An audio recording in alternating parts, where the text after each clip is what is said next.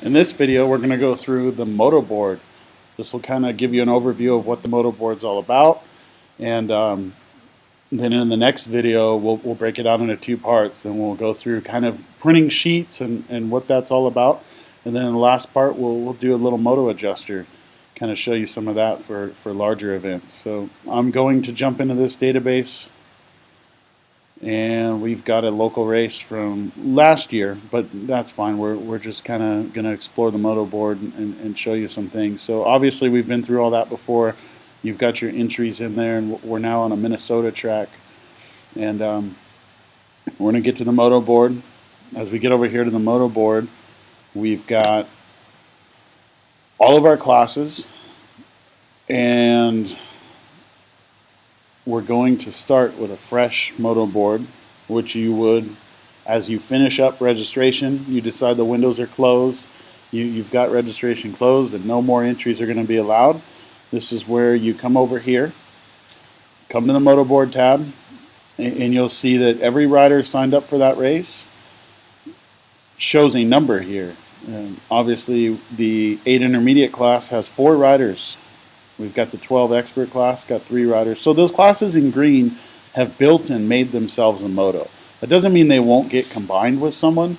In the case that there's a lower or higher proficiency or class or age around them that doesn't build a moto, they may end up combined. But in looking at this, you can kind of see where you've got classes and where you don't.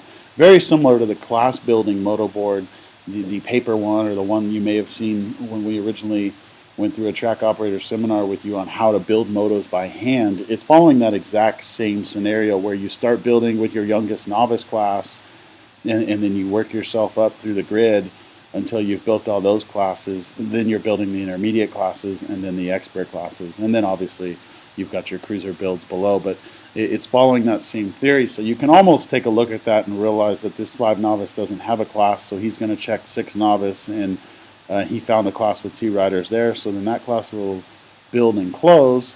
Then you've got your 7 novice class with 2, and they don't have a class, so they're probably going to be looking up to the 8 novice, and they found a class, and obviously we're going to get messy here with this 41-45 having nowhere to go. So, but the good news is Race Manager is following all of the rules in the rule book, so if Race Manager built it, it's 99.9% correct, and there's really not a question in how you do it. So this is all a fairly automated process. The 2 things that are important for when you're building motos is that you want to refresh the motos, and that'll bring in the latest riders that have been registered. And then you want to click this Write Motos button. At that point, you'll see all this stuff right here change. Obviously, there's no opens or any pros, but if there was there too, you can see it. And another feature of this before I write motos is that any box you click on, you can see who that rider is, their proficiency, their serial number. You can almost see these motos kind of build up as you go, as you click around. But the easiest way and only way to write motos is to press the Write Moto button. There's no handwriting. There's no way to hand manipulate motos except through the moto adjuster. But again, those need to be approved moves by us, and we'll get into moto adjuster later and how it works off a code. But as far as all that goes, that is the way the Motoboard works. And at that point, you see I wrote motos. It could take a few seconds. It could take 10, 20, 30 seconds, depending on the size of the race and obviously the speed of your computer. So it'll write motos, and then you'll see now you've got your actual motos for the day listed here.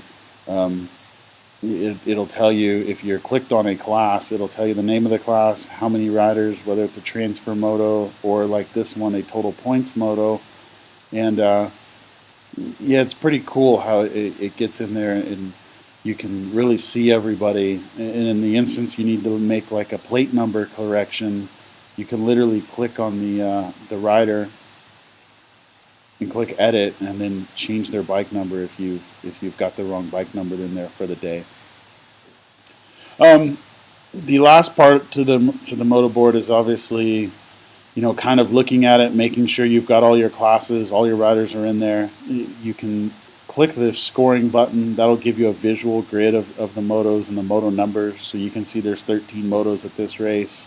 You can click up and click down to view those motos and kind of see who's in each one. But really the main goal here, obviously people aren't going to be coming to your computer screen to get the Motoboard. They're going to need to print those. So we'll go over printing real quick, and then if you want to get into detail about printing, take a look at another video that will have detail of all your different print packages and where they're headed and what they're doing. So again, we're going to keep this one focused on just the Motoboard and how it built classes. As you can see, I was back talking about that one 5i was going to get hooked up with those other kids, and sure enough, there it is.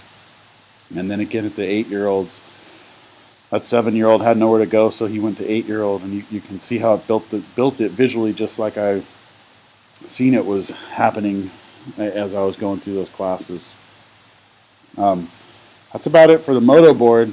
When you're ready to print, there are multiple ways to print, but again, we'll go through that later. The way I'm going to show you here for the Motoboard demonstration is on the scoring grid. You'll see the print moto sheets. When you get to print moto sheets, you've got your printer name.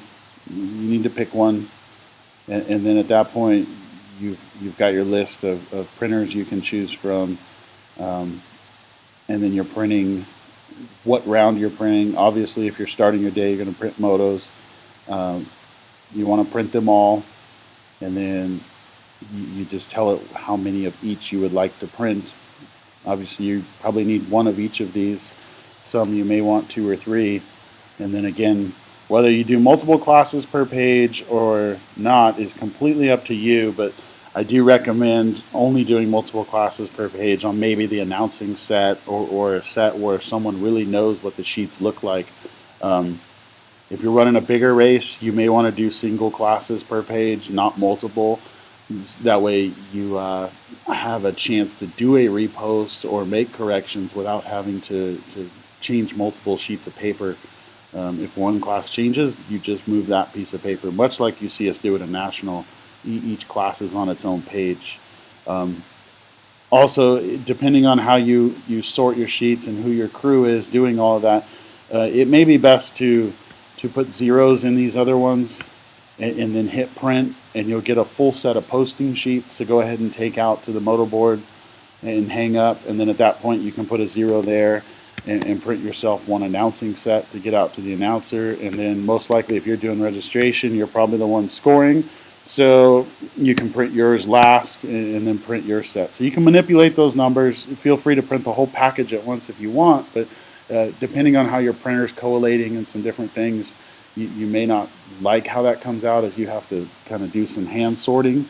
But it all just depends on how you're loading up your clipboards and what volunteers you have going where. So that's something you can customize for yourself as you get going. And that pretty much shows you how to print. That pretty much shows you the Motoboard. We will score these races in another video additionally to doing some moto adjusting and some heavier print details. So take a look at one of those videos and you can get in depth on either of those topics.